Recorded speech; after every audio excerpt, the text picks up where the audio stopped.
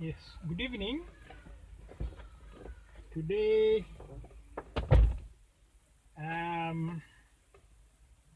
this is going to be more of a narration of what has been happening with this vehicle. It's a long story. I'm not even sure I'll tell you all the details of everything we've done with it, but we've had this vehicle for close to 2 months. You can see the dashboard, you can see how it is looking. That is more or less how it came to us.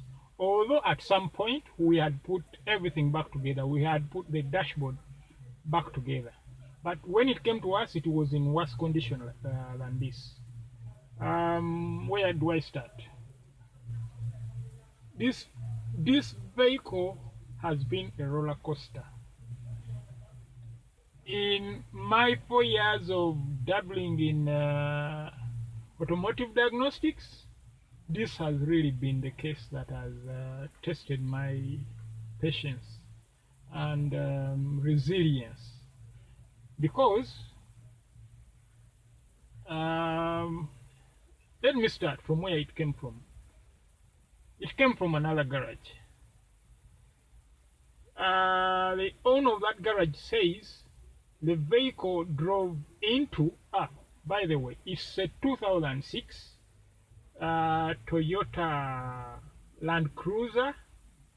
That is the L100 chassis.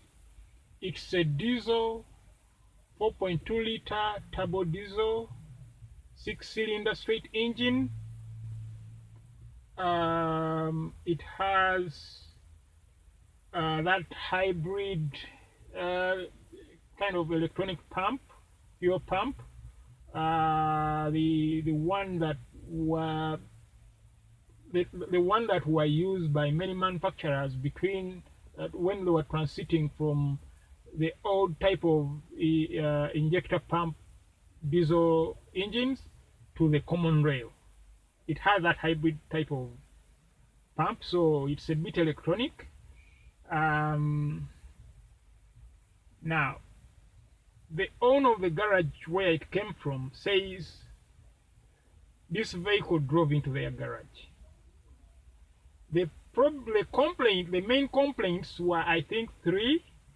One, the battery was running flat when the vehicle was left to stand, say overnight.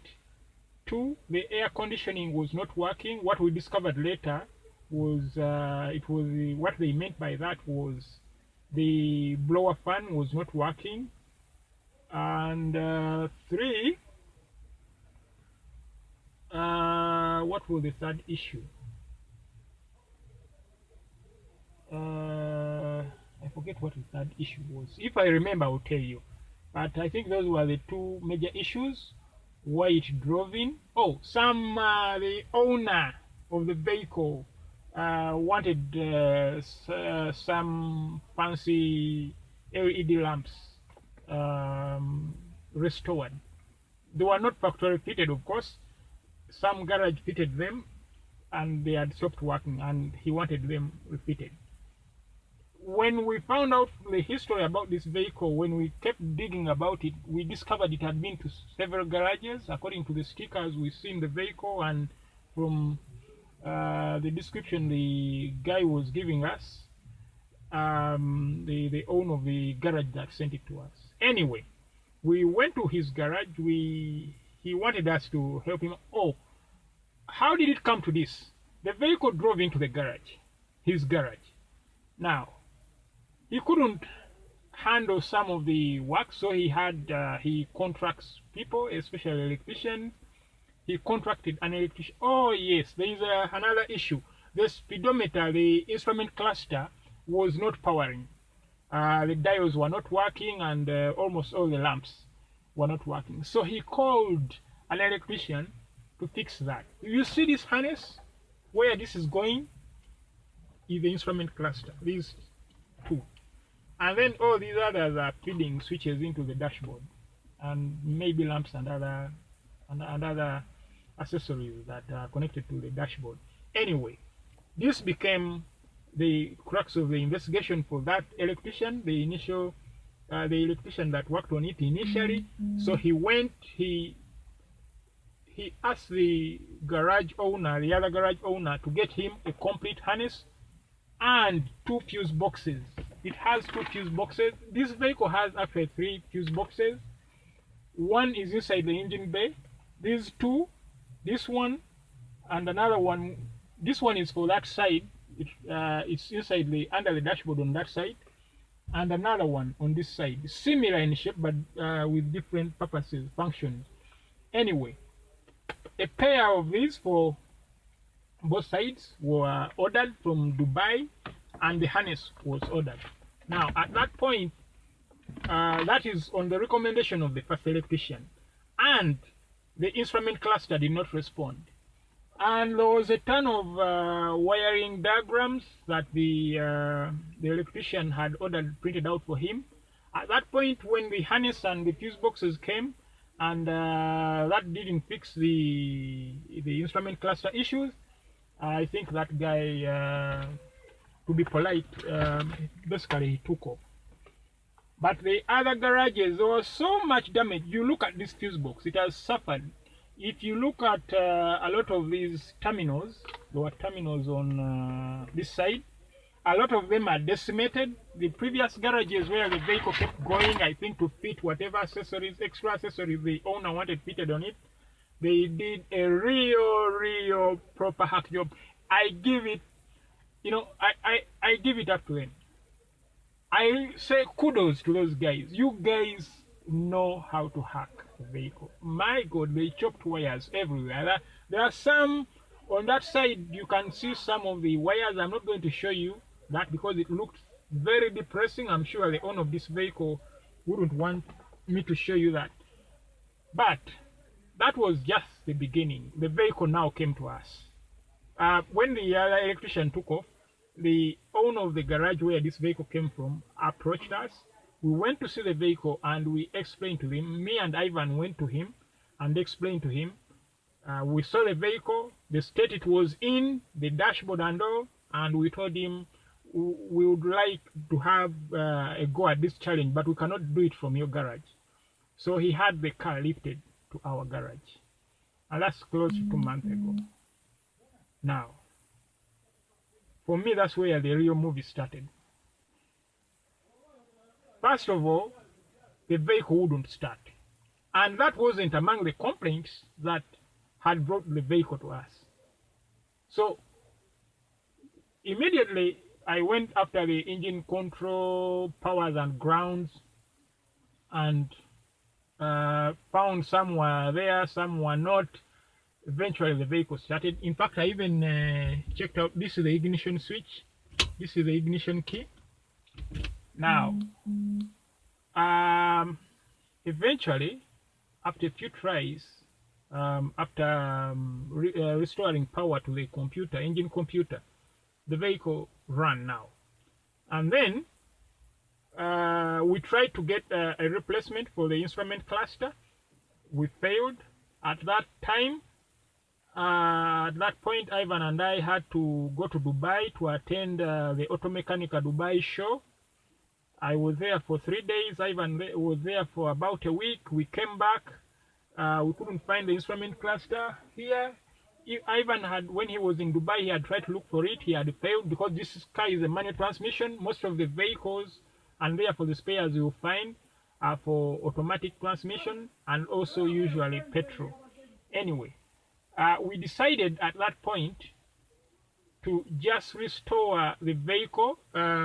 We discovered, because the owner of the previous garage had put the new harness and the new fuse boxes, and they were not, and we found several things were not working. I actually have a list here. I don't know if it is exhaustive of all we found, but basically, we now at this point, remember at that point we have the engine running, starting and running, with no problem, by the way. The engine, when it runs, very nice. It had no air conditioning, it had no wipers, were not working, the instrument cluster, and then the headlamps and the tail lights, the central locking, all those were not working. The radio wasn't working, the windows were not operating, the hazard lamps were not operating, the lamps, yeah, I mentioned the lamps earlier, and the turn signals. Now, all those led us back to the fuse boxes, and we discovered that the fuse boxes had, especially the one on the left hand side, was the source of so many shorted circuits in the engine bay and inside the vehicle. So we decided now became, I think now you are seeing, you can visualize how this is becoming a bigger project. Since they had replaced the fuse boxes, we figured whatever hack job had been done earlier in the previous garages was hurting whatever fuse box was being put in this vehicle. So we decided to go outside the fuse box, restore these circuits, at least the important circuits like the windows, the air conditioning, the lamps, etc., outside the fuse box. We had the factory repair manual for it, so we knew where to, where to bypass and etc. and etc. It became a big project at that point, and that took us about 3 weeks to do that. I think at that point I traveled to the US for about 10 days. When I came back, the engine was running fine and all those accessories except the central locking, which was heavily tied into that fuse box. We could not replicate the functions of the fuse box in operating the central locking like we did for the other. It was too intricate. We could do it, but we need so many relays and all that. For the other things I mentioned, we needed like only 4 or 5 relays and ground connections to restore the functionality. Anyway, at that point, soon after I come back from the US, we are ready to hand the vehicle back to the garage that sent it to us. But they wanted the air conditioning field, the air conditioning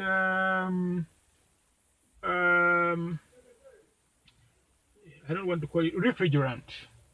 Now they sent us a guy to fill the refrigerant, and he came and had to reconnect certain pipes which had been disconnected pipes, not wires. And when he was done, he called us so that we could start the vehicle and check if the air conditioning was working properly. And believe you me, the vehicle refused to run. We had by that point put the dashboard back up properly. Everything was working except the instrument cluster, the central locking. By the way, we had restored functionality. This vehicle had so many problems. We had restored functionality to the blower fan, so that was working, and the air conditioning, ideally if the engine ran, it was going to be running. So at that point the engine refused to run to this day. That was like, we are now 2 weeks into that now. And in the past 2 weeks, because initially when the vehicle came to us and the engine didn't run, I tackled the powers and grounds for the engine computer. That's where I focused once again. I rechecked, rechecked, and went now over into the engine bay where I hadn't been before. Over the past 2 weeks, I've been over the entire fueling system for this vehicle. And that is until yesterday. And I checked, when I mean the entire fueling system for this vehicle, I was looking at anything that would stop the engine from running. So what did I do? I went over the engine control module, verifying the powers and grounds first. At that point, we also, from the beginning, you see now I have a diagnostic machine on it, or scan tool on it, but until 2 days ago, this vehicle was not communicating with any diagnostic scan tools. In fact, it was not even powering up the scan tools.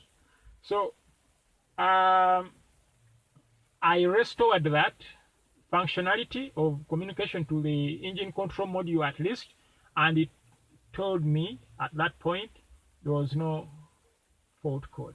Now this vehicle, it cranks and runs for a few seconds. I don't know if I can do it for you. Let me attempt it. See that? Hear that? It actually ran and stopped. Did you hear that? It runs. It cranks and runs for about 2 seconds. So at that point, I began thinking maybe immobilizer. I say, nah, I don't think this vehicle has an immobilizer system. Anyway, because we didn't have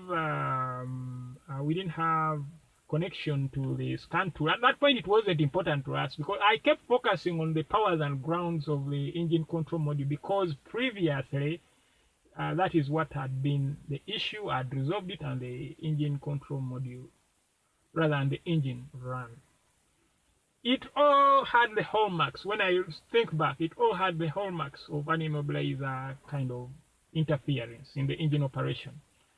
But I was focused on the engine control module powers and ground. Anyway, after ensuring I had all the powers and grounds I needed, I went over verifying the EDU, that is the what the equivalent of the injector driver unit. In this case, it operates the spill control valve on this pump. I went over all the connections on the pump. It has sensor, a couple of sensors there. I think it has an engine speed sensor, and it even has a fuel temperature sensor. And then I went over the timing control valve functionality. I went over the spill control valve, and all along I was finding shorts, especially for the timing control valve power. It was shorted from the fuse box because it was being fed power from the fuse box originally. So I rerouted the power to it, and then I checked it out. It was working. It worked properly now. I went over the crank sensor and the speed sensor. I used the oscilloscope on this vehicle. I've used the oscilloscope in multiple circuits for the past 3 days.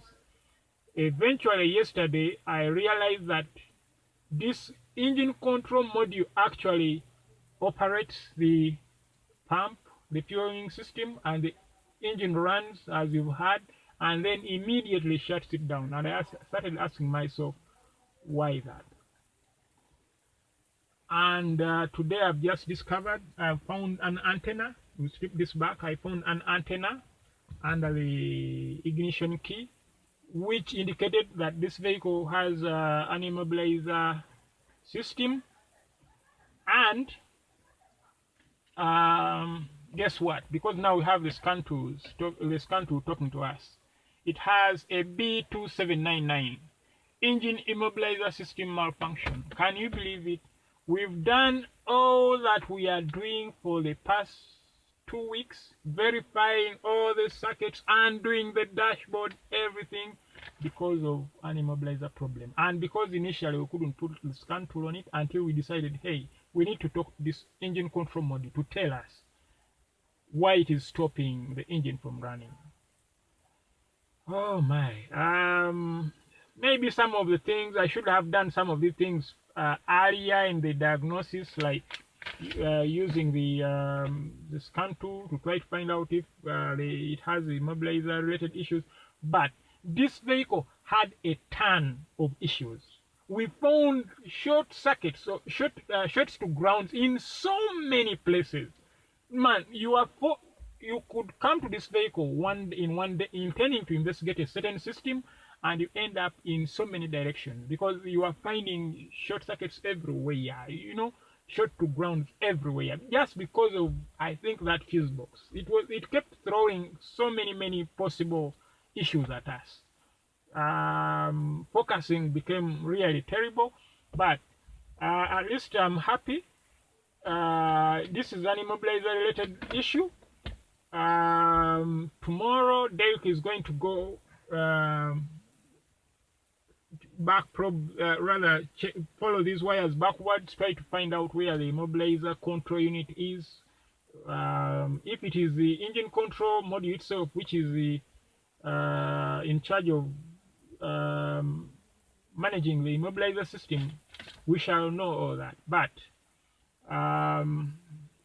if I were to shoot a video of everything we've done on this vehicle, we would have like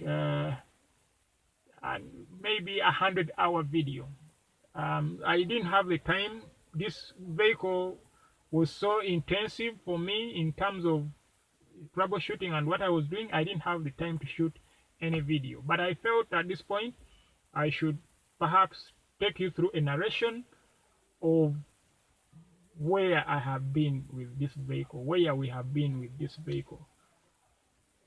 It has been a roller coaster, a roller coaster, and of all the diagnostic cases I've handled, this really is the one that I call the baddest of them all. But I'm hopeful. I'm hopeful. I'm going to get to the bottom of this, especially now that I have this code. Now at least I know what I'm looking at, because I looked at everything. What would stop this vehicle from running? I checked everything. I'm sure when we sort this immobilizer issue, this vehicle is going to run, because everything, all the signals are there, all the valves. You could see the spikes in, for example, the spill control valve, the timing control valve. You could see the spikes. You know, they showed you they are working properly. And actually, this vehicle runs. When you listen carefully, this vehicle runs, and then the engine control module shuts it off. That's a bit of ranting for me. The code that the ECM is throwing now is B2279. My God. I don't even know at what point the immobilizer became afflicted, because this engine was running before. We didn't touch anything that we didn't need to. And the moment we put it back, the immobilizer system goes awry. And I'm wondering, if we get to the bottom of this, we shall have some kind. We shall need some kind of party, some kind of celebration. Thank you very much for watching.